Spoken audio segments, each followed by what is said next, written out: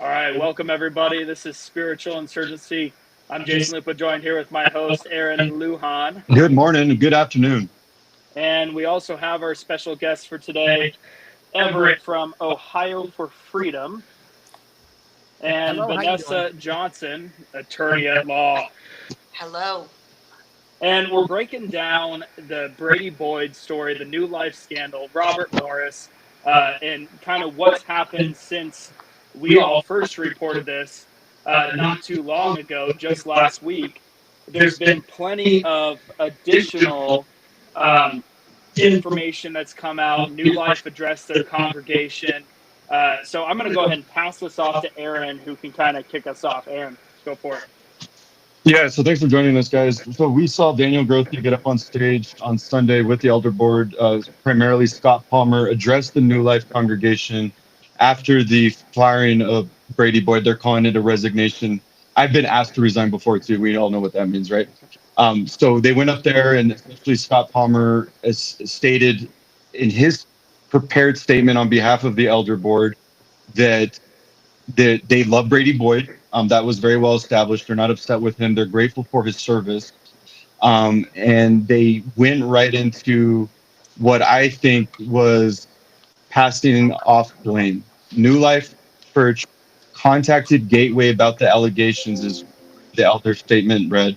Gateway informed New Life Church the abuse was reported to the Clemenshire family, the Gateway elders, media, and legal, and that Morris had been restored, and inaccurately told New Life that the Clemenshires and their parents supported Morris's return.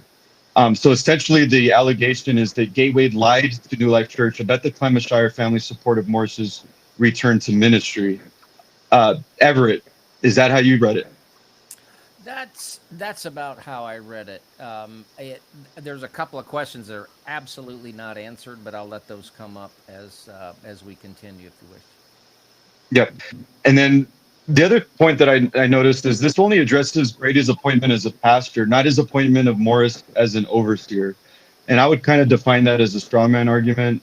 Did you guys see that the lack of them not addressing Brady's appointment of Morris as an overseer as something that was left out? Because I thought that was a really important allegation that was made that was not addressed at the elder statement. Vanessa, go ahead. Well, I'd like to see that clip. Unfortunately, I didn't have a chance to see it first, but yes, I mean, if they just conveniently left it out, that's troubling. And, just from a legal perspective, you have to remember that all of these individuals are in the business of damage control right now. So everything they're doing, any statements that they issue, they're going to check legal, they're going to check PR. So that's what they're doing. And so we might expect, well, why didn't they do this? Why didn't they say that? A lot of it can be answered in that way that, maybe their legal team is not allowing them to do it. And I apologize, it is now storming, and I don't know if you hear that lightning and thunder, but. No, I don't hear anything. Okay, good. Jason, do you agree? I mean, what did you think with respect to blaming Gateway? Because they're essentially saying, well, we acted in good faith because Gateway told us that the Clemenshire family had supported Robert Morris's return. Gateway just lied to us. So we're not that bad of a people because Gateway told us inaccurate. Is that? Well, I think the problem becomes that there's all of these people at New Life Church that are aware of this allegation that Robert Morris assaulted a 12-year-old. And then in the process of going through the hiring of Brady Boyd, they're made aware of this. Karen Black alerts them to the issue that her sister was assaulted by Robert Morris and that Brady knew about it. And so the story doesn't add up, because if that family had made it right with Robert Morris, why would Karen Black have approached the hiring committee and said, hey, don't hire this guy? Right. Yeah, I mean, they can't have it both ways, essentially. You can't say that you were lied to by New Life Church. I'm sorry, by Gateway Church, therefore we're innocent. But then have all these other instances with internal communication, emails, proven through the court affidavits in the Robert Morris case that the elder board was aware. But, you know, I want to jump into what I think is the most important takeaway of this entire elder statement and what we witnessed on stage at New Life Church on Sunday. And it's the fact that we had Brian Newberg, who is currently the current elder. We had Larry Stockstill, who's currently an overseer. And we also have executive pastor Lance Coles. All three of these guys are still sitting on the board, employed with New Life Church, and never once did the elder board, Scott Palmer specifically, or Daniel Grothe ever address this. And I personally, as a former New Life member and as someone who's seeking justice, is not satisfied by just seeing Brady Boyd get fired, because the reality is these three other men knew as well. They're still in positions of power, and they're showing us with their cards that New Life Church still doesn't give a damn about Cindy Clamishtire's justice, or else these three guys would not be in the positions that they are. Do you guys agree with me or not? Right. Right. I absolutely agree, and it's going to come out sooner or later, so I don't want to take too much time. But I have to say this. I agree with everything that you just said, Aaron.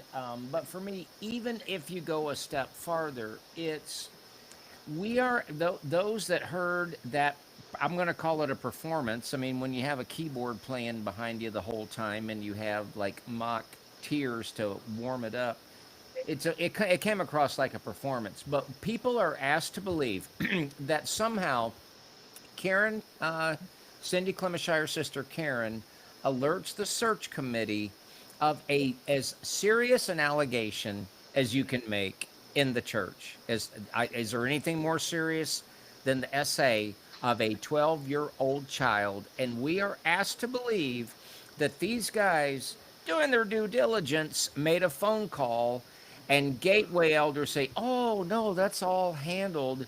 And they just buy that? They say, I mean, and I said this earlier before we went on, when a homicide detective has to chase down a lead and talk to a suspect, and they say, all right, Fred, did you kill your wife? Oh, no, I didn't kill her. The homicide detective does not say, okay, glad to know the truth on that. So either these guys knew and are completely complicit in the cover-up and then the deal-making, or at the very least, were completely incompetent, because does anything demand more ruthless, absolute ruthless accuracy in the mouth of 2 or 3 witnesses? I mean ruthless to find out what the truth is. Does anything demand more ruthless accuracy than the essay of a child? I'm going to argue no. And because of that incompetence, if they actually didn't know, those guys need to be tossed out onto the street like last week. 100%. You know, they're just checking the boxes. And maybe this is something that they do all the time, right? I mean, that's what it leads me to believe. They didn't go that extra step, which was required, to inquire about what it was that Robert Morris was involved in. They just like you said, Everett. Okay, we'll just take your word for it. Oh, the family says that they're okay and he's restored. Oh, he stepped down for 2 years. I mean, that just doesn't even make any sense. Unless this is par for the course, this is what you typically do, and you're following some type of protocol, and you're just checking boxes, and you're not doing... This kind of stuff needs to come out, because if we're not talking about it, who's going to talk about it? How are people going to know that this is happening unless we talk about it?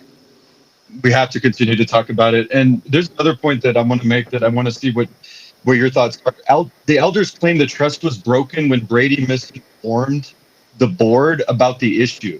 But the elder board knew in 05, in 07, and 11. It wasn't Brady's fault that the board didn't know. And that was the way I interpreted the statement from the elder board, was that, oh, well, trust was broken because Brady misinformed the board. Well, you guys knew, and even in court documents in 05, 07, and 11, this isn't Brady's fault that you didn't know.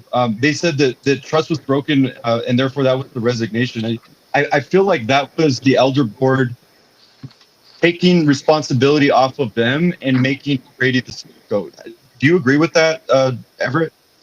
Well, I do agree with that. And one thing I wanted to bring up, when I went through, and of course he's reading the statement, so it would come out the same way in both of those services. One thing I also found curious, it just illustrates the game playing and the wordsmanship and the careful crafting. They said about Brady Boyd's address, I think on June 8th, that he said things that we believe to be untrue. And then he also said, they didn't use the word also, but they said that Brady Boyd said things that we know to be untrue. So there's something that they believe to be untrue and something that they know to be untrue. Here's another thing. Why don't you just tell the congregation what you believe was untrue Yeah. and what you know to be untrue? This is, it's all wordsmanship and PR. It's It legal telling them what to do. It is. Because it doesn't, that exactly. It's like, what is it that you believe to be untrue and that you know to be untrue? And I mean, how do you get around the fact that, what is it called? The select team or I know that you said it and I forgot to, not the I'm committee, trying to remember as well. The committee, yeah. the committee that, and Karen Black went to them and told them. So she went to the committee. So does the committee not have communication with the elders of that church? They're on notice. I mean, everything is spelled out pretty well in this lawsuit. So, the question that I have is, when is the others going to be added, and whether that's going to have the other elders that are at the church. Well, that's my question for you, Vanessa. So now that we can agree that there's a serious problem by having these overseers and these elders still on staff, what are the legal implications? Where do you foresee this evolving with respect to these three gentlemen that I mentioned earlier? Yeah, so just based on what you shared, because I didn't, I don't know a whole bunch about exactly those people. I just know Brady Boyd. But here's the thing. This is the bottom line. When you have a lawsuit, and if Brady Boyd gets served and he's going to be served with a lawsuit, there's discovery. So either side can start taking depositions. They can start issuing interrogatories. It's a request for admissions. They're going to ask questions. Either you deny or you accept or you agree, or, and then they're going to ask for certain documents. So what's going to happen is, if right now they just go forward, meaning Cindy Clementshire and her father, they just go forward on the ones that are named in this lawsuit, which is Robert Morris et al. There's all these other people. Well, through that, because that Robert Morris is already going to throw everybody under the bus, everybody's going to start eating each other, and that anybody that's on that side of the V, they're all listed as defendants, they're going to start throwing each other under the bus. So through discovery, they might find out so-and-so, Everett's laughing, other people knew what they knew when, and, then the other lawsuits can be filed against other people, to include those elders at that church. Does this discovery process potentially help other cases that may be under investigation that are not public, or future investigations, perhaps people that were victims that are going to be coming forward in the future? Does this legal discovery that you just said is likely to occur as a result of this lawsuit, could that potentially help these other future or ongoing investigations? Of course. When we perform discovery, and if somebody on the other side, they're fighting us, our argument is, does it reasonably lead to the discovery of potentially admissible evidence? And so in that sense, they're going to be looking at and arguing for discovery that pertains to that specific case. However, it's not in a vacuum. People are, if they're asking questions and people just, in the depositions, they name people, or, you never know what's going to happen. And that can happen in the setting where those people that could potentially be culpable or liable or criminally liable, they're not there, and their names can be shared. Well, if it's something criminal, well, then that would, attorneys or whoever, they would go and give that information to, a prosecutor or to a sheriff's department to investigate. But yeah, I mean, that's how things happen, is through litigation. Absolutely. Yeah, and I think this could potentially, where's where I'm going with this. If you discover that these people are corrupt, which not discover, now that it is obvious these people are corrupt, and you discover that there's potential legal discovery, I think this could become a tsunami. I think this could potentially be bigger than the Brady Boyd incident, especially if you find out that there's more victims and there's other cases that are going to benefit from this type of discovery. Do you, in your experience, Vanessa, you've been doing this for decades, have you seen this type of thing happen where one thing leads to another and it just kind of snowballs and it becomes a bigger issue because through discovery, start finding out more things and more cases start getting uncovered? Yeah, it does. It does. And so, in my experience, so my background is criminal first, and I was a prosecutor. I was a public defender for a very short period of time. And I practiced in 3 different states. So I'm now in Florida. But as a prosecutor, I did specialize in sex crimes against children. So a lot of times, in conjunction with that, the families are looking to sue the parties civilly, right? So that happens at the same time or after the criminal case. Think about this. You can just get on YouTube or you can get on the internet and you can look at any popular or mainstream court TV case right now. Let's talk about Sean Combs, right? That's an example. What happened there? There was a civil case last year that was filed, Cassie Ventura against Sean Combs. It was settled rather quickly, but then what happened a couple months later? The raids on his homes. What happened later? He's indicted. This happens all the time. So you could have a criminal case, so just bottom line, you could have a criminal case and then it could, stem off into a civil or vice versa. We're seeing that the excellent example is Sean Combs, because there are right now at least 100 cases waiting civilly where people have filed a lawsuit against him, and their attorney is Tony Busby in Texas. So he's filing those lawsuits against Sean Combs as the perpetrator, but in civil court, right? And so in discovery, yeah, think about it. You've already heard it probably in discovery. They start, naming other people, and then they go down that route. So then who is the proper person to investigate? Well, it depends. So as I stated, if there's any type of criminal activity, whether it's going to be financial or whether it's going to be crimes against children, that it depends on who is going to investigate that. So when I first saw, I'm sorry I'm taking so long and going on this route, but when I first saw this lawsuit that Cindy Clemenshire filed, her attorneys filed on her behalf, the language in there, to me, smacks of a possible federal investigation. Now, I don't know anything. I am not privy to any information, but to me, just the way that some of the things are worded, it just, to me, seems like there might be an investigation going on. Why would a federal investigation, are you referring to New Life Church as an organization would be under potential federal investigation? No, I'm referring to Gateway. That Gateway's named in here, and the people that are named in this lawsuit, because the way that they framed it in there, and let me see if I can find it quickly, but I'd like to actually cite to it. But the way that they framed it is the argument that these people, the defendants, were, they monetarily benefited by the fact that there was a cover-up of the fact of the abuse against Cindy Clemenshire, and they are alleging that there's defamatory statements that were made and that there was a cover-up. So when there's a cover-up, and you can link, under the RICO Act, if they can establish the elements of that, now there's many ways to do that, but that's a federal, it can be state too, but typically you see it in federal.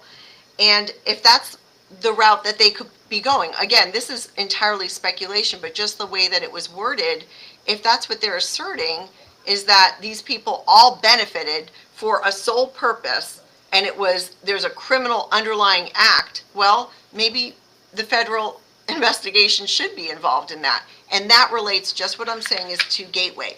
Could it potentially be to Brady Boyd's New church, Life? to New Yeah. Life Church?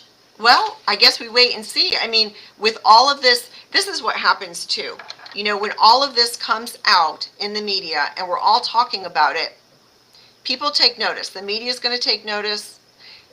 The investigative agencies will take notice. Do you know that? I don't know if you've watched this very, very well-known trial. It's the Karen Reed trial, and that was in Boston. Very well-known trial, and it was the second trial that just happened. And the attorneys have been on everybody's podcast lately, and they admitted, they said, after trial, we would watch the podcasters because there's so many tens of thousands of attorneys that talk about, you know, all kinds of cases that are in the media, that are on court TV, and they would see what people are saying. Don't tell me that people are not watching what we're all saying. They are. And I think that prosecutors are watching, police are watching. I know that police were watching in a case that I've been covering out of Ohio. And that's the state of Ohio versus Tom Cassie. That's Faith Life Church. And investigators were watching us. I think it's a call to the church that you need to share this. You need to stay on this, because your opportunity, if you're listening and watching this, you have an opportunity for justice to be executed for the families that haven't come forward and for the Clementshire family. And I think when you talk about RICO charges and federal charges, it reminds me of something Julie Royce did on our show last week, which is the evangelical industrial complex. If I'm understanding you correctly, Witness, is what you're saying is through legal discovery, it will become out in the open all of the financial connections that these churches and these ministries have with each other. So in this specific case against Gateway, we know that Robert Morris had a financial incentive. And if some of those financial incentives were connected to Brady Boyd and the church and other churches, are you saying that we might get a purview and look into the financial network and how the game is played in this so-called evangelical industrial complex? I do. And I've said this on my channel, or maybe with Everett, because I've been on him with several times. I think that the grid, or the first case, so to speak, is this one with Gateway. If it hasn't been done before, at least not in my lifetime that I know of. But because there's so many people named, I do think that, yes, through discovery, they can, and there is that financial aspect. So they're going to be asking financial questions. They're going to be able to get financial information through discovery. And then perhaps, you know, they're linked, right? They've got their tentacles into these other churches, because that's what they all do, right? They're all associated. Absolutely. And so this might be, you know, one investigative agency's full-time job. It could potentially be, but these things have to be knocked down, you know, just, it's bite by bite. It really is. It's taking a bite out of a big elephant continuously. It's and you have to process it. It's not something that's going to be overnight that happens. These systems have to be taken down. What are the consequences of, like, guilty of RICO charges? I mean, are we talking like prison, or what are the consequences? That's a federal charge. So yeah, I mean, again, just disclaimer, this is all speculation, but I'm just saying that, just based on my experience and the way that that's worded, it just, to me, it smacks of a possible federal investigation. But yes, if somebody is charged, just look at Sean Combs. If you haven't looked at that in the media, he's looking at life in prison if he is found guilty of the racketeering and conspiracy charge. So, you know, he's also been charged with other crimes too, but the RICO charge is the most, that has the most years, I think, attached to it, more so than the sex trafficking. I'm not quite sure. That is a federal charge, but I know that he's looking at a long time, and federal's different from state. Yeah. It's very different. Yeah, something, Jason? Can we talk about the blaring question I think everybody has, that if Brady Boyd knew, then the question becomes, why would Brady Boyd put Robert Morris as an overseer of New Life Church? I mean, is there something that Brady Boyd is hiding, that he wants to keep Robert Morris happy? Was there an exchange of money? Is there an exchange of power somewhere? Do we know why Brady Boyd would have put Robert Morris as an overseer? Everett, I mean, I don't know personally, but I have my own speculative thoughts, but go ahead. Well, The world wants to hear from Everett. I'm going a little bit different track, but it ties in really to what Jason just said. Folks, and if there's anybody in the Colorado Springs area that is a member now or has been a member of New Life, I'm so sorry, but it's time to just really look at things accurately and honestly. You've got demonstrated, it's laid out there to see. You may not have every answer, but you're looking at a group, you're looking at a leadership that has demonstrated that they're very capable in the art of cover up. They've either got to play it, we didn't know about it, which means they're incompetent, or they're absolutely willfully engaged in the art of cover up.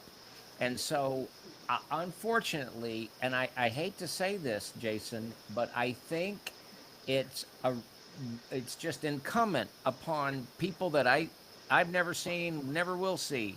But if you've been associated with New Life, which has a demonstrated history of cover up, you got to ask yourself, what is it that you thought you saw, but you didn't want to see? Or you were privy to, but somebody explained it away? Jason, I got to tell you, I think there's people out there that need to come forward. I do not believe that you have seen everything that's being covered up at that church. That's just my gut. That's all it is. Right. There are things that we haven't even heard about that we're likely to hear. And then I don't want to take too much time either, but I'd like to ask kind of a dumb duck question, because this is something I didn't know. Do Lance Knowles or Brian Newberg, do any of these guys, like, that's where they get their paycheck from the church? I don't know what these guys even do. Like, I don't know what an elder does. Like, I always thought that was like senior home facilities or something. Like, But what, like, and I'm thinking, like, when I'm watching that, like, why is somebody in the same elder position for 18 years? I mean, what is that all about? But if you have a combination of an elder board where you have paid staffers and also elders that are not, why should anybody be paid to be why should you have paid staffers on an elder? I mean, that just screams corruption and conflict of interest. absolutely. Absolutely. What are they doing? This is the questions that I would encourage New Life to ask. What do our elders do, and what value do they bring to our church and to the body of Christ? I've been there for 9 years. No one, maybe I'm the slow kid in the class that eats the glue. Like, I don't get what's going on and everybody else understands. And that could very well be true. I am an average C student. But I never was no one ever explained to me, here's your elder board. This is what they do. This is how much money they make. I found out later, after leaving the church, that it's an incredibly lucrative career to be an elder member at these megachurches. Is that your understanding of this, Everett? Well, wait, and that's what I'm asking. Right. So let me just state it let me just make it a statement. If a Lance Knowles or a Brian Newberg, I don't know, have all these names at extremely ready command, but in other words, if you've got paid elders or paid staffers that were part of that original search committee, throw them out, but throw the entire system out. That is corrupt. It's only in their best interest to cover their, can you say butt on a program like this? They want to cover their butt.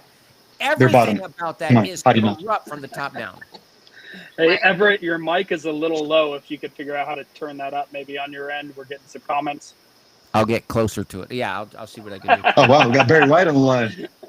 The problem is these churches, they don't have transparency, and people have not demanded it. They haven't required it because they just elevate those that are in those positions and just look at them like rock stars. And that's why we're in the position that we're in, where they get to do they have carte blanche. They just have this ability to do whatever, and people don't question it.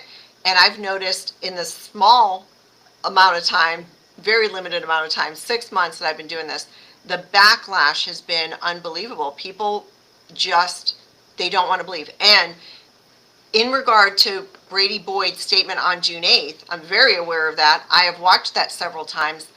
I cannot believe how people have commented and said, oh, I believe that man. Now, okay, I can't sit here and say, because I had other information, I had looked at that lawsuit. So, I mean, I already knew that he knew. So him getting up there and saying that he didn't know, to me, I was like, well, that man is lying. But people have said they're just adamant that this is a believable person. And that's what's scary, because as we go through these exposures, some of it's in your face and some of it's really subtle. So I think with Brady Boyd, yeah, he's a good storyteller. He's getting up there and he's sitting on a chair, right? I mean, right, Everett? I mean, Yeah. When you're a pastor, you know how to tell a story. And you also know what to say and do to get people eating out of your hands and believing you. There's a psychological component here. And there's so much warfare going on. And we're trying to get to the truth.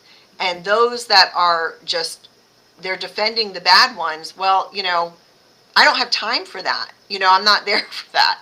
I'm there for the people that are, they're victims or they're whistleblowers, or they want to know the truth and they're sick of this and they see the corruption. That's what I'm here for. Well, even the elect will be deceived. Go ahead, Jason.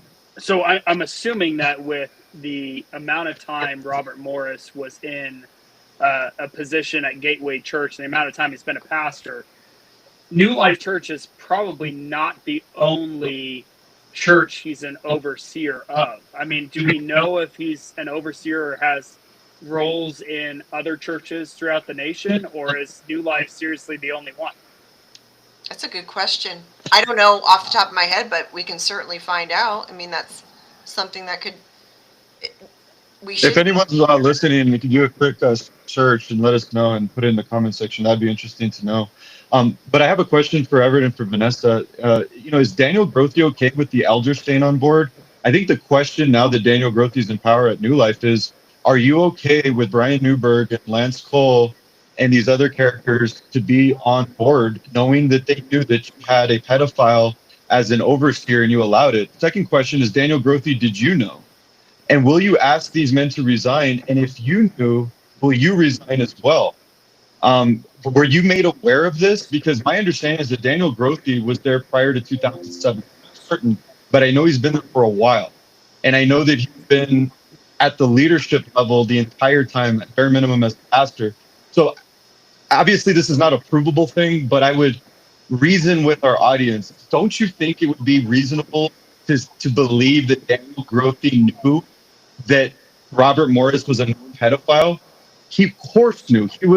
He is now the senior pastor of New Life. He went on stage on Sunday and said that he was best friends with Brady. Brady had such an impact on his life that they were essentially connected at the hip. Don't you think that those types of relationships and that position that Daniel Grothe had, wouldn't he also know this as well? Well, he would have to know, Jason, unless everybody around there is completely false, phony, and you can't believe everything they say and they're fake and phony. And I just got to say, I'll go back to Brady Boyd on June 8th, okay? That was not Brady Boyd responding to news allegations. That was the Brady Boyd story hour. Because what did he do? They've got the chair, they've got the look, and his whole presentation was, we've had a really tough week.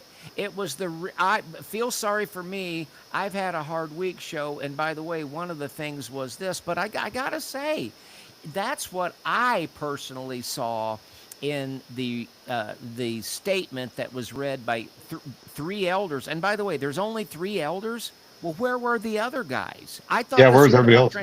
But that again, this was story hour, and I'm just going to be frank, okay? Especially the second one, when Daniel Grothe is up there, Daniel, I'm not buying your tears, pal. And this is a time for where people need strength and they need courage. And I'm just going to say it. People can hate me. It was like a Twinkie fest to me. I mean, I was like twinked out. This fake tear stuff and Twinkie, TWINKE. I'm sorry. This is me. I'm not super alpha or anything, but I found it very effeminate. I found the guy that read the statement very effeminate, but that's just me and I'm shallow. But why do you have the guy playing softly? This is serious stuff. And then you're whining and crying. There was a guy that yelled at us in the first service. Well, you can't handle that, pal? I mean, seriously, did you just graduate from the Girl Scouts yesterday? This is serious. No, this is serious stuff. And I'm not impressed by your tears and your falling. This is a time that requires honesty, and truth, and a little bit of courage and a little bit of guts. And it just seemed like a Twinkie fest to me. And I bought about 2% of the whole presentation. Are we going to see that clip? I want to see. Yeah, let's roll this clip. So I'm going to roll the first service clip, and then I'll go ahead and roll the second service clip. So let me clue up this first one here. I'm going to shut my door. A statement from the Board of Elders of New Life Church on the departure of Brady Boyd. When Brady accepted... Wow. Okay. Guys, please. When Brady accepted Paul, our senior pastor, in 2007, the church was deeply indebted and in crisis of leadership. 100 days into his tenure, intense violence erupted on the campus on the form of a shooter. Brady's steady hand of leadership helped our church through extremely dark times and into a long session of peace. He spearheaded significant initiatives to the underserved in our city and around the world. Brady has also been faithful to his family. We love and thank God for the Boyd family and for Brady's service to New Life.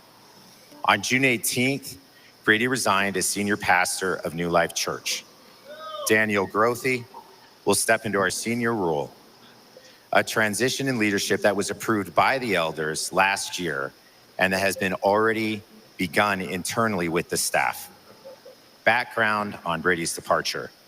In 2007, New Life Pastoral Search Committee was considering Brady for the senior pastor. The committee was made aware of details regarding Robert Morris's sexual abuse of Cindy Clemshire, which began in 1982, when she was 12 years old and Morris was 20 to 21. Morris, from 2000 to 2025, was a senior pastor of Gateway Church in Southlake, Texas, and Brady served there from 2001 to 2007.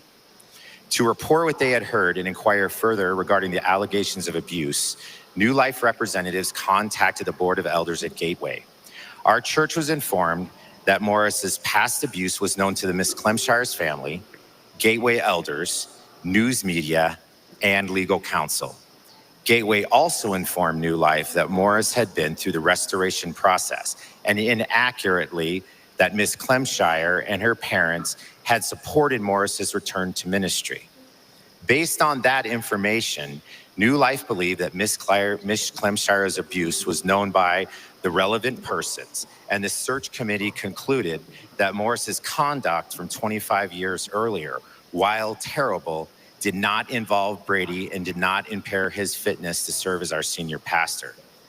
The search committee recommended Brady for the role, and New Life welcomed him in August of 2007. Recently, Brady has insisted that he was unaware until 2024 that Clemshire was 12 years old at the time of Morris's abuse in 1980. We believe that to be inaccurate. Brady also made statements in a public address to the congregation on June 8th that the Board of Elders knows to be inaccurate. Brady had nothing to do with Robert Morris's abuse. Still, we believe that trust is the currency of leadership.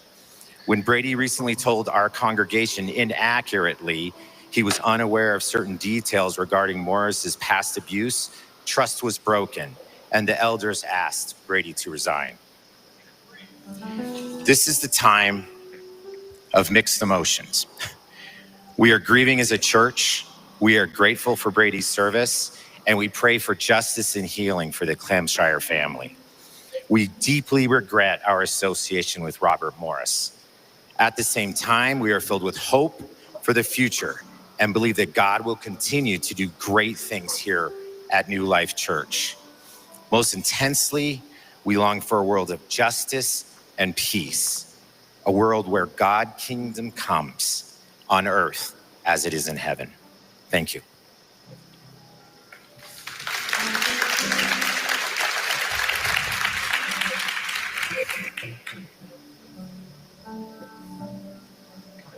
Can you keep the music going? I'm really enjoying the word it. of the Lord. However it is.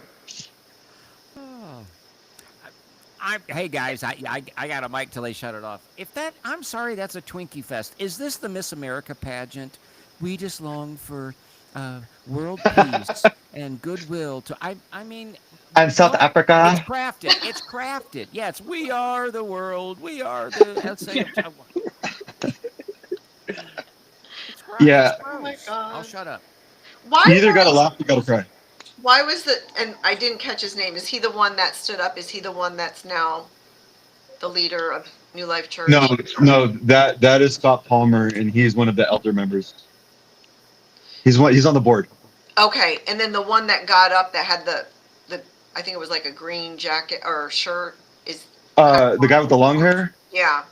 That's John Egan. He's also he's the worship leader, and he's also an elder as well. Okay. So who's the guy that took over? Was he up there? Daniel Grothy comes up next, and I definitely want to get into that. And that's the bald guy that cried a lot. Okay. Okay, I haven't seen that one. But why was he approved last year to become the senior That's pastor? a great question, Vanessa. Great. Like Tony the Tiger. Great. Absolutely. Yeah, that's a great question. Contingency plan. They knew it's probably gonna come down the pike. They're trying to hold the sinking ship together as long as they can.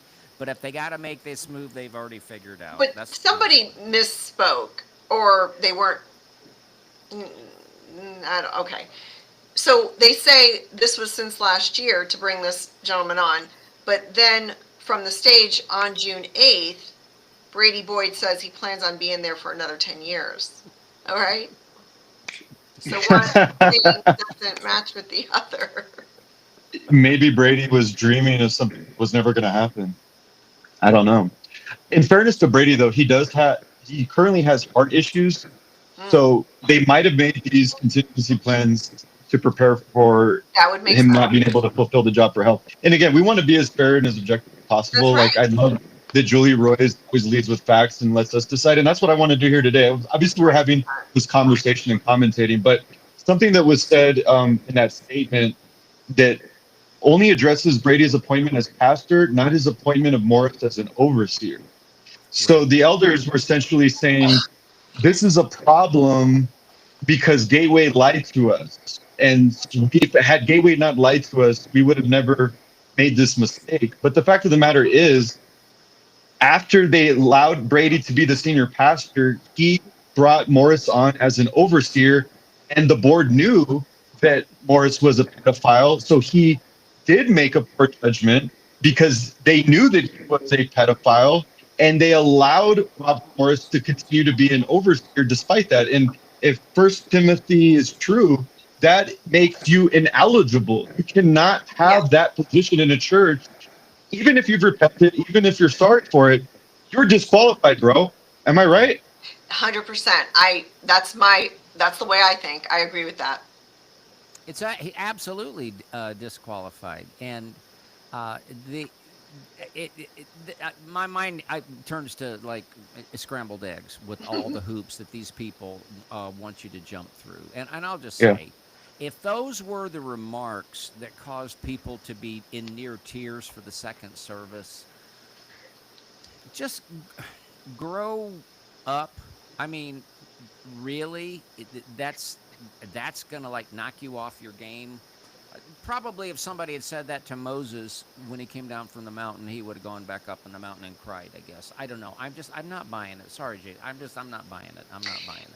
Aaron, so when he made the one we just watched, when they made that statement, they're like, come on, guys, and people were yelling things, I took it as people were upset that Brady Boyd resigned, right? Is that, No, that's not the way I interpreted it. I interpreted it okay, as the hecklers were there in opposition to New Life Church and the fact that they had a moral failure. And I heard the word coward being screamed out at during the speaking and also during Daniel speaking. So again, the only word I heard was coward. They were clearly upset at the reaction of the crowd. So one could only infer that as these people were opposed to New Life. They were upset with the decision and they were voicing their opposition to New Life's decision of allowing Robert Morris to be an overseer of the church.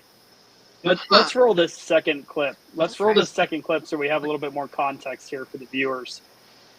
Give me 1 sec. Let's share it.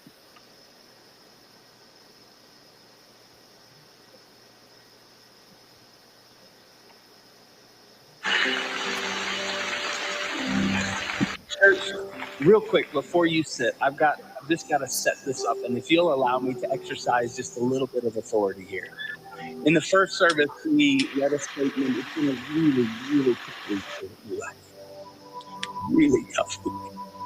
And our non-staff elders are going to come up and they're going to read you a document. When we read this in the first service, there were a handful of people who started screaming. One guy screamed the most vile curse word you could ever imagine. It was filthy.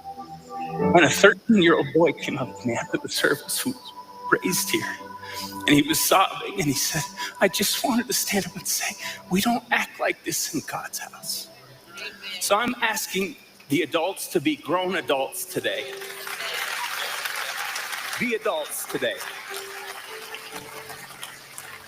We will answer any questions. The pastors and elders will be down here, the prayer team after the service. We will answer any questions, but we'll have man-to-man, woman-to-woman conversations. This is not a town hall meeting. This is the house of God. Act like it, okay? Good? I don't want another 13-year-old to come up to me traumatized after this service. Amen? Okay. So I'm inviting our non-staff elders to come up on the stage. Thank you for letting me do that. I'm not sorry. Grab a seat, would you? okay. I mean, I'm pretty sure that Cindy Clemenshire did not want to be emotionally, physically abused for her entire life, and it's a hell of a lot more than somebody yelling a curse word at a service. And if you're that concerned about what you do in the house of God, you just allowed your senior pastor to get on the stage and address the congregation with a ton of lies 2 weeks ago. I mean, come on. Well, Everett. Go ahead. Go ahead, Vanessa. No. Go ahead, Everett. Well, here's the thing. Did we just hear the answer to the question that was asked a little bit ago? You just said, okay, I'm going to bring our non-staff elders. So of the elders that we know of, who's not up there? Can you hear Everett well? Everett, you're really low. I don't know. That's much better. Is that better? I'll just eat the mic, man. Sorry about that, guys. Listen, let me just restate this. I think it's important. Did he just answer the question that we asked a little bit ago? When he said we're now going to bring our non-staff elders onto the stage, doesn't that mean that the elders that are not on the stage are staff? Doesn't that mean that they are paid? And I want to find out the answer to this. So hellforfreedom@gmail.com if you know, or if you guys can find out, tell us. But Aaron, I just got to say, if this Lance Knowles guy, if this Brian Newberg guy, if they are the staff elders, which means they are paid elders, and that's why they're not on the staff, folks, this stinks to high heaven. This reeks of corruption, and the whole system has to be thrown out and torn down. No wonder you're having this amongst many, many other things. But this, because all of these guys go back to at least 2005, 2007, this is a real problem. The whole system, you're not looking at a church leadership there at New Life. You're looking at the mafia controlling that church. That's my opinion. not a fact. You's a in my opinion. gangster.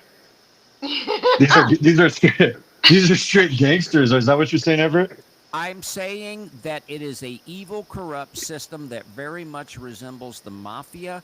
And then Yeah. look at how they're tied into. He's in all of this, in all this gobbledygook, they're letting you know that the search committee knew the creepiness of Robert Morris.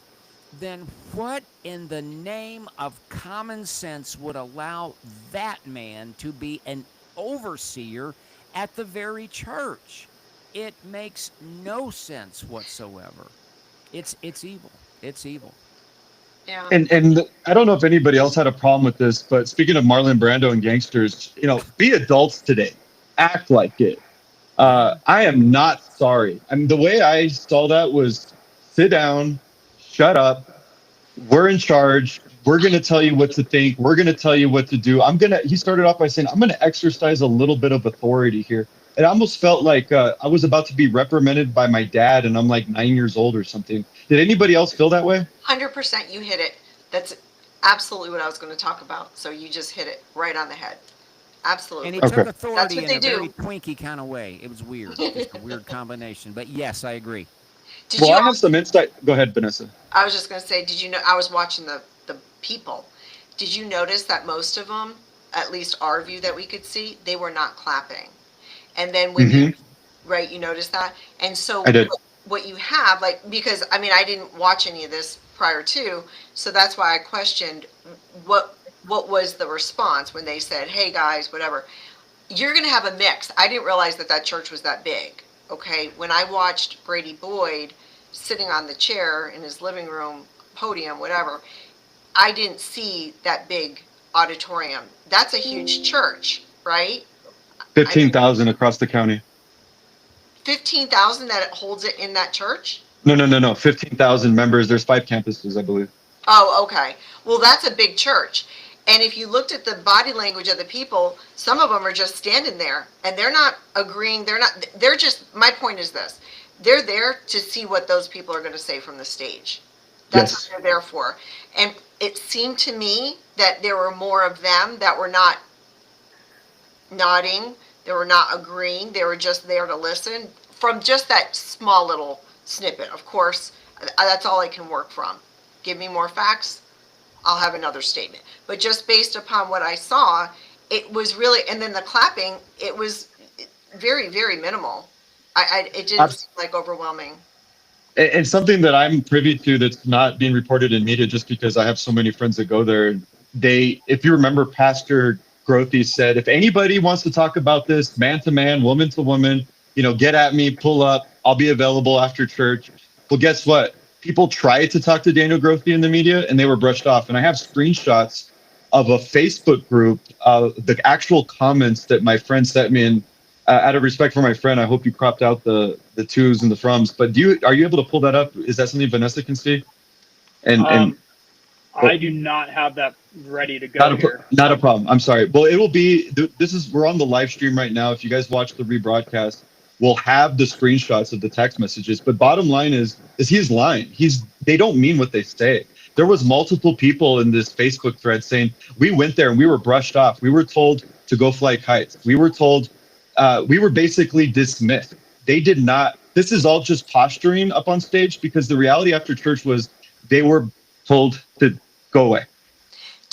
Are you guys familiar with Mike Bickle and IHOP KC? Vaguely. Okay. This is exactly what happened.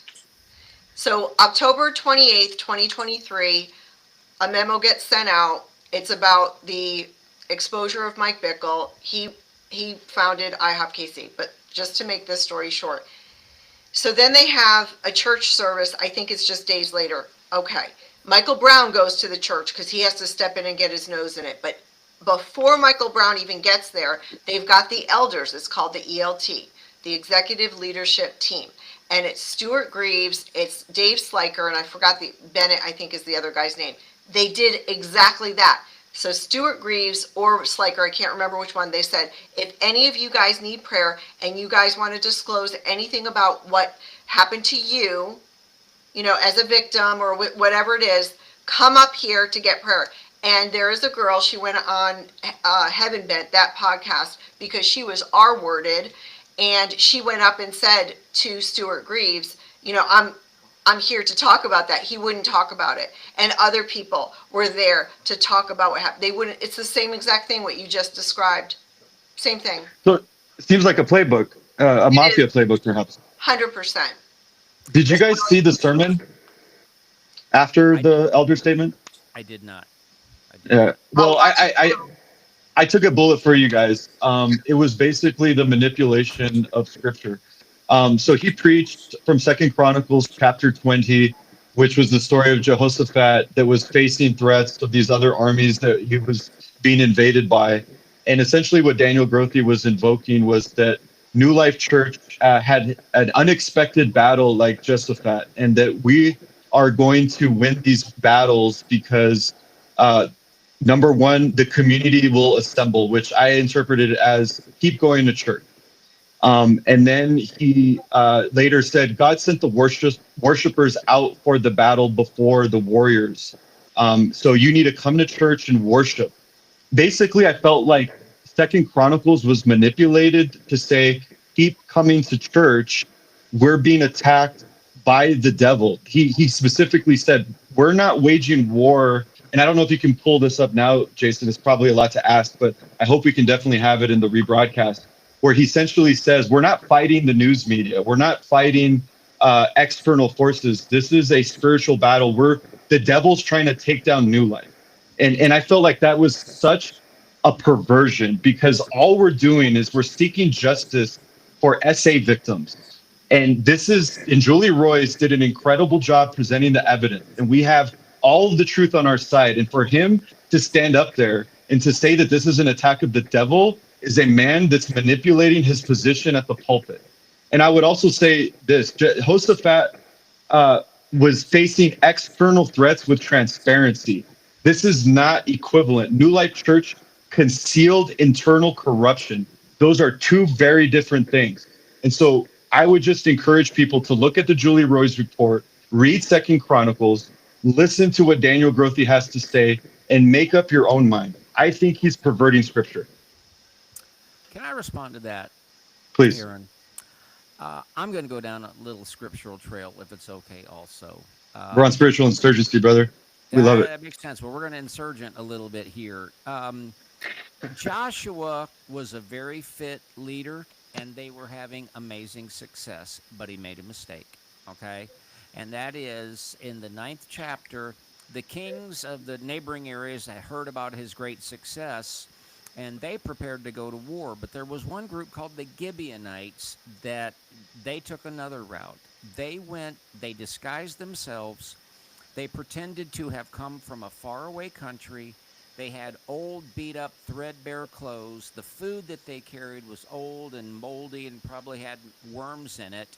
And they fooled Joshua and his leaders into believing that they were from a faraway land, and they fooled them into making a treaty.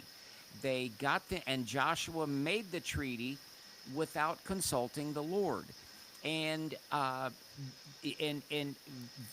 hundreds of years later, Saul killed many of the Gibeonites, and then after that, David was enduring famine for 3 years, and he didn't know why. He inquired of the Lord, and please, I know this, I'll bring it in for a landing.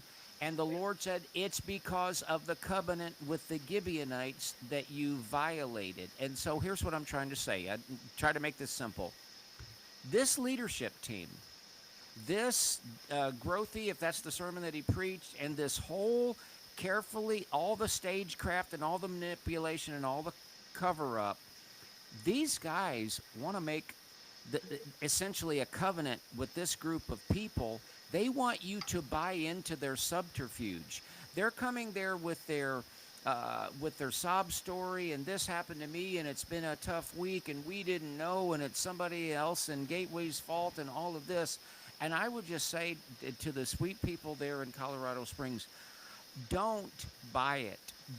And it's so natural for people to say, well, I've gone here for a long time, and I'd hate to I'd hate to bolt now when they're in a hard time and they really need somebody to chip in and make this work.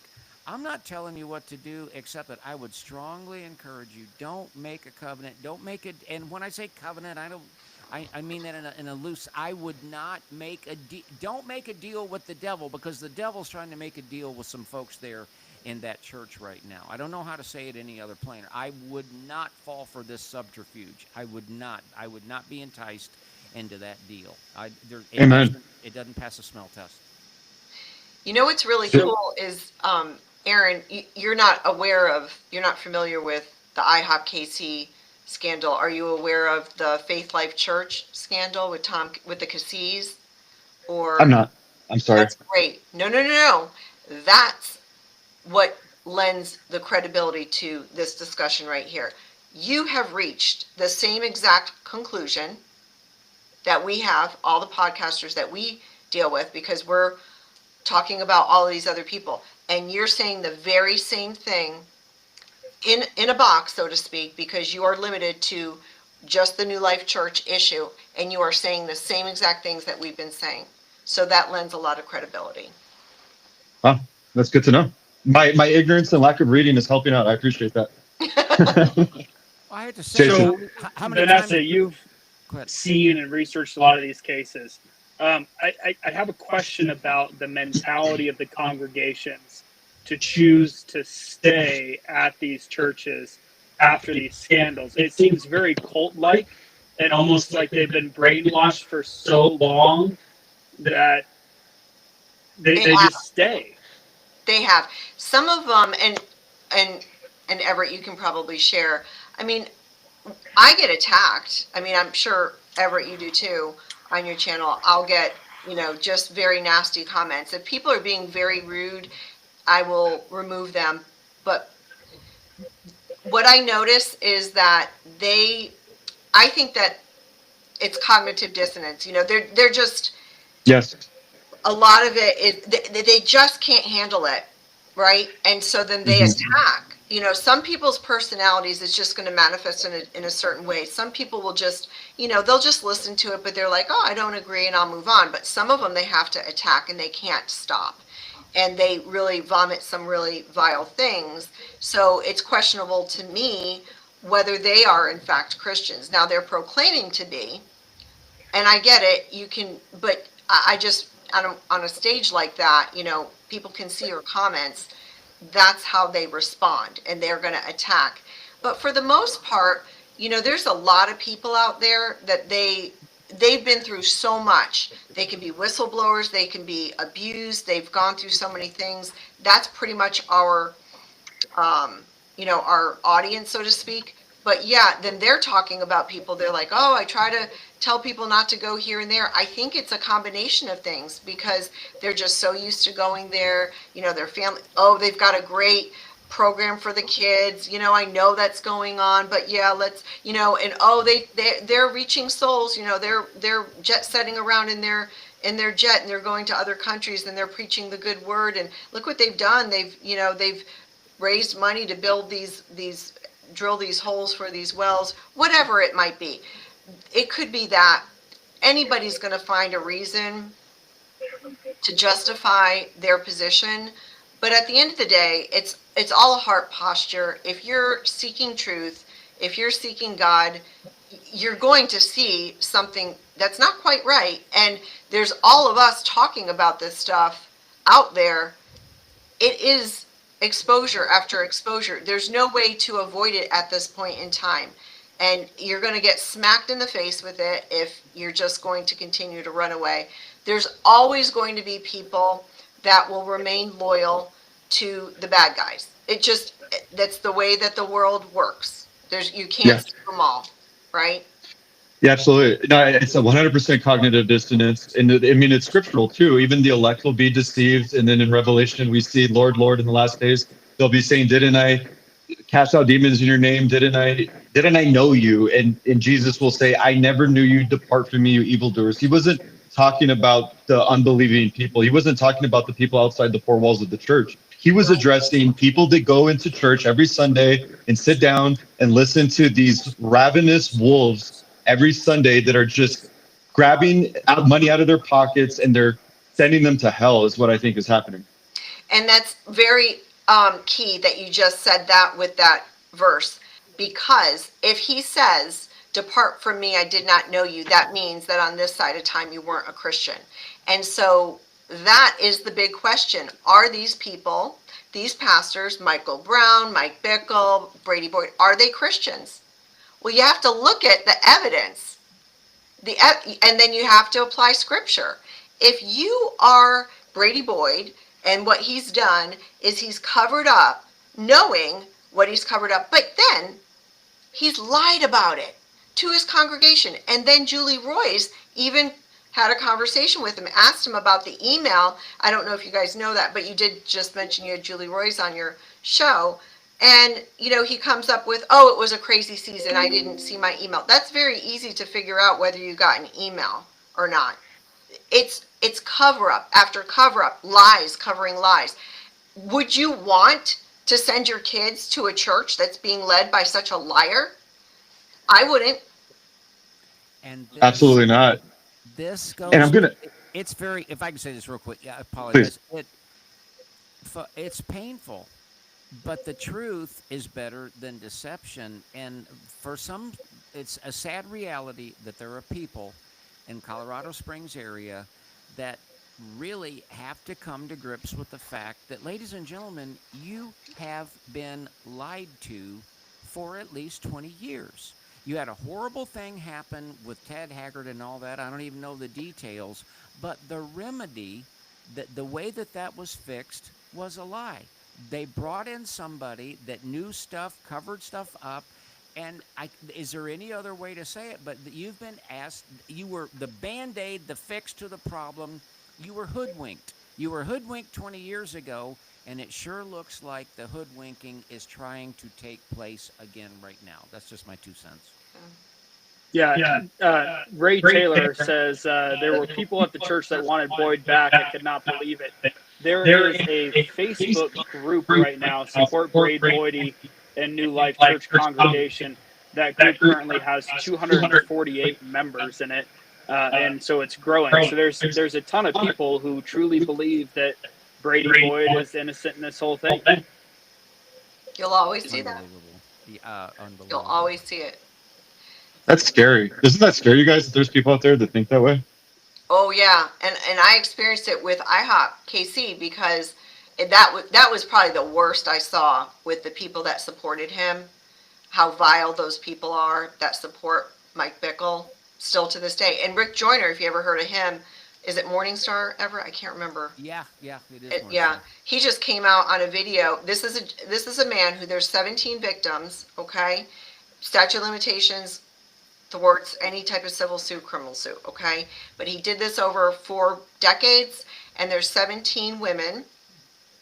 2 of them were children at the time, and Rick Joyner comes out recently and says, and mind you, Mike Bickle has not repented.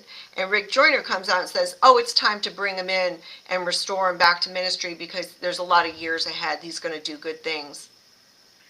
So, Vanessa, IHOP is a tourist destination in a lot of ways, right? People go for an experience, then they come back. So does that make that situation way different than every other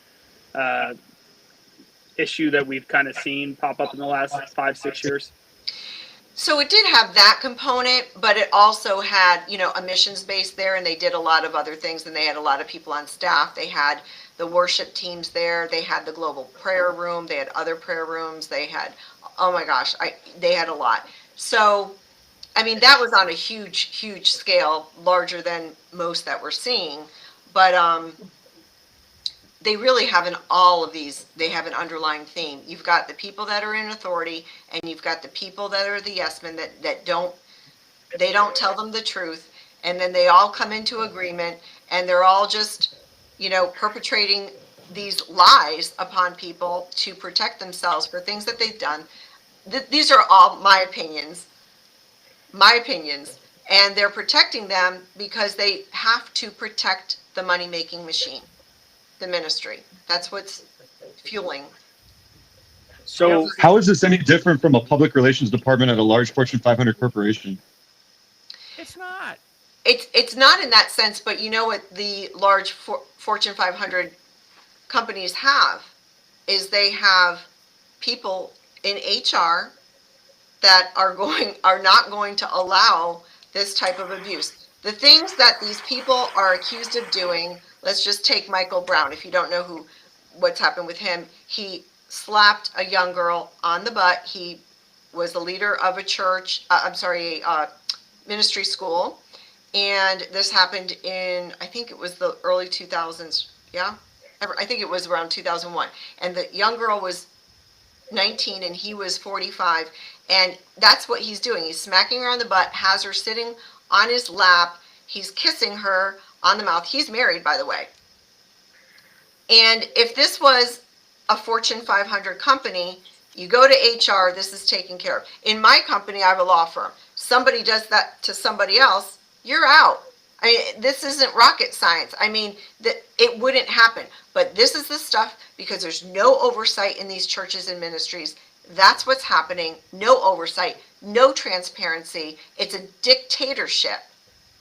And they're doing whatever they want with the money. I just think all this stuff is going to come out. And I think they're more effective at it because it's spiritual abuse. They're using the word of God. They're using the spiritual authority that they've been given to do this to kids, to do this to young women, to do this to young men. This is what makes it so much worse because at least in a Fortune 500 company, they're not invoking the name of the Lord when they're doing this. Right. Exactly. That's what makes it even worse. I'm telling you guys, these guys are good at this. I'm sorry. The first time I ever saw Daniel Grothe is when he's taking authority. I got to take a little bit of authority here. The same guy that is taking authority is crying on stage. I mean, he's crying on demand on stage, and this is your leader. Can you? Look. Ted Haggard history, I don't even know that. But let's go back to 2005, 2007, or whatever.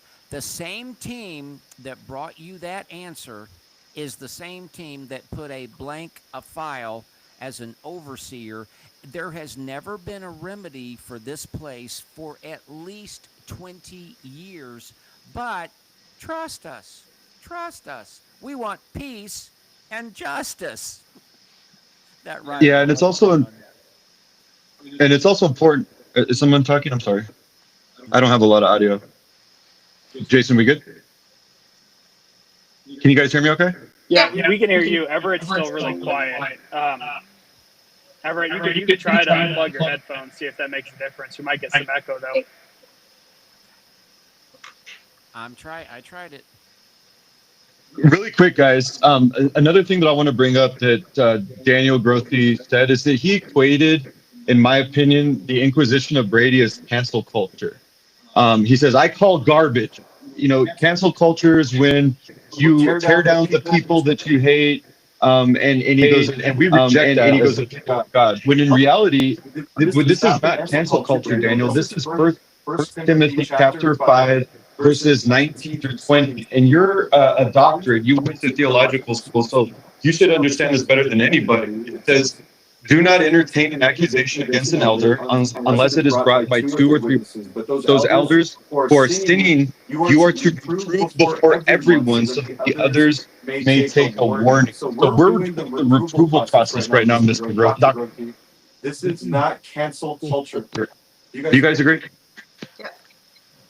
There's some reverb, but yeah, I heard everything you said, and I love the fact that you're reaching the same conclusions and citing the same scriptures that we've been talking about and all the other podcasters are in regard to exposure. That it's the same thing. It's the word of God. It is. It's the same. The word of God stands on its own. This conclusion that you're coming to, you're not familiar with this episode, case, or whatever, but the Faith Life Church here in New Albany in Ohio, the Cassis, she just posted a video consulting ChatGPT. What would ChatGPT say that the devil would want to do to destroy the church? And guess what? ChatGPT says exactly what you were just talking about. everybody that's speaking the truth, everybody that's exposing anything, that's a spiritual warfare. That's the devil coming against it. They've only got one playbook, and it's the enemy's playbook. Sorry, that's the way I see it. They all see what their other ones are doing. It's going on with Daystar. It's cancel culture. It's accuser of the brethren. Don't How much touch time we got? the Lord's anointed. It's the same stuff. It's Yeah. the same stuff. Hey, I want to probably bring this home. Just Jason's phone died, so I'm gonna have to close things out. But he's doing well over there. He's lighting up a cigar, so don't worry about him. 2 Corinthians chapter 11, verses 14 through 15. And no wonder, for Satan himself masquerades as an angel of light. It is not surprising then if his servants, and in another translation it says ministers, also masquerade as servants of righteousness. Their end will be what their actions deserve. What do you guys take from that scripture in the context of the story?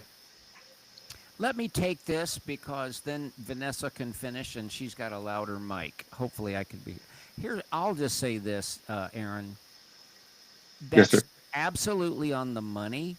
And I can just tell you from experience, it's hard to hear and it's hard to apply.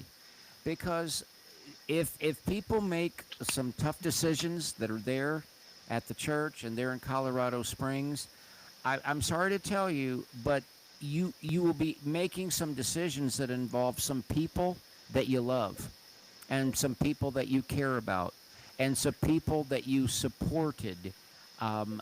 However, the truth is the truth and right is right.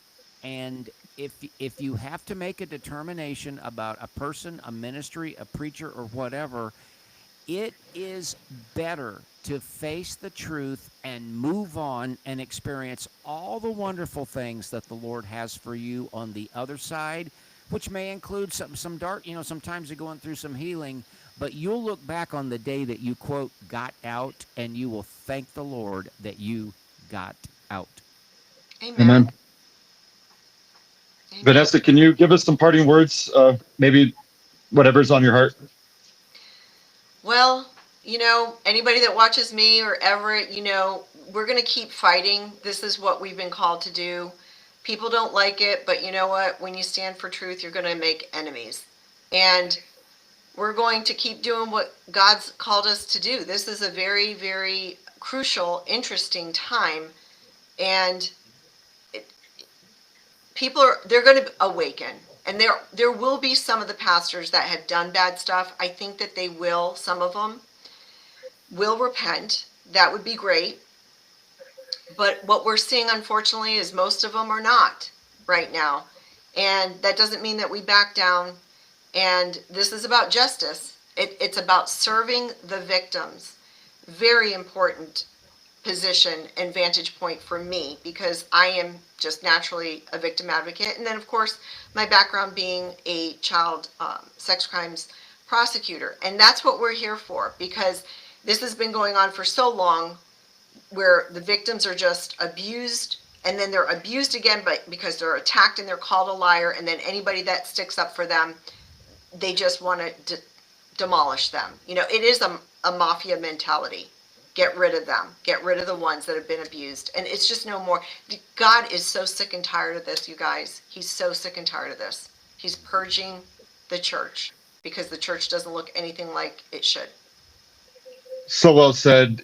This is modern day table flipping. This is modern day whipping. We're just wanting to be used. We're wanting to see Jesus's church spotless, stainless, clean. The church he's coming for his bride, and he's cleaning house. And we just ask for your prayers. Pray for Vanessa Johnson. Pray for Everett. Pray for Jason and I. This is a scary time. I wake up some days and I'm like, man, what did I just get into? But I have the peace of God, and that's the most beautiful thing, that when you're in the storm, and I think Everett and Vanessa would agree with this, is that when you're fighting, when you're in the arena, God gives you his peace, because when you stand on truth, he gives you your peace. Would that be fair to say? 100%. 100%. Absolutely. You guys can find Vanessa Johnson on YouTube. She's, I would argue, the preeminent attorney on YouTube with regards to essay cases, and She just has a wealth of experience and knowledge. I've been watching her videos like crazy. She's excellent. Everett, Ohio for Freedom. Thank you so much for joining the podcast, Everett. We hope to have you back, man. I love watching you. I actually watch you not even so much for the content as I do for the jokes. My wife thinks you're hilarious. Spiritual Insurgency with Jason and let's leave looks out of this. Thank you. hey, she's married to me, bro. Come on now. And you can follow Spiritual Insurgency on YouTube and Rumble. We're also going to air this on 6:70 a.m. on Saturday here in Colorado. We hit a couple of our neighboring states. So there's a lot of non-internet kind of old school, maybe baby boomer people that have been in the church for decades. They're going to get a taste of Vanessa Johnson in Ohio for Freedom on Saturday at 9 a.m. and 8 p.m. on 6:70 a.m. And we're also going to air this on KGFT 100.7 FM at 9 a.m. on Saturday. We're not backing down. Let the devil know. Thank you for joining us. God bless. Thank you so much. Have a good Really night. Appreciate it. Thank you. Thank you, guys. Take care. You too.